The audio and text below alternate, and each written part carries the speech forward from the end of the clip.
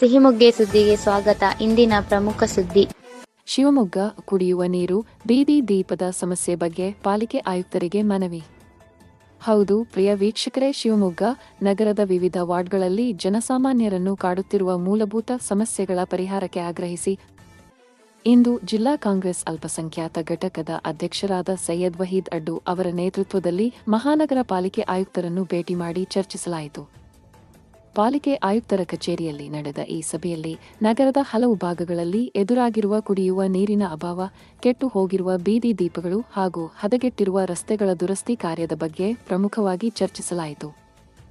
ಬೇಸಿಗೆಯ ಈ ಸಂದರ್ಭದಲ್ಲಿ ಜನರಿಗೆ ನೀರಿನ ತೊಂದರೆಯಾಗದಂತೆ ತುರ್ತು ಕ್ರಮ ಕೈಗೊಳ್ಳಬೇಕು ಮತ್ತು ಬಾಕಿ ಇರುವ ರಸ್ತೆ ಕಾಮಗಾರಿಗಳನ್ನು ಶೀಘ್ರವಾಗಿ ಪೂರ್ಣಗೊಳಿಸಬೇಕೆಂದು ಆಯುಕ್ತರಿಗೆ ಮನವಿ ಸಲ್ಲಿಸಲಾಯಿತು.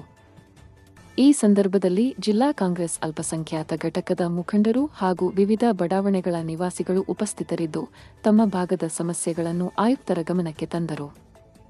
ಸಾರ್ವಜನಿಕರ ದೂರುಗಳಿಗೆ ಸಕಾರಾತ್ಮಕವಾಗಿ ಸ್ಪಂದಿಸಿದ ಆಯುಕ್ತರು ಸಮಸ್ಯೆಗಳ ಪರಿಹಾರಕ್ಕೆ ಸೂಕ್ತ ಕ್ರಮ ಕೈಗೊಳ್ಳುವ ಭರವಸೆ ನೀಡಿದರು.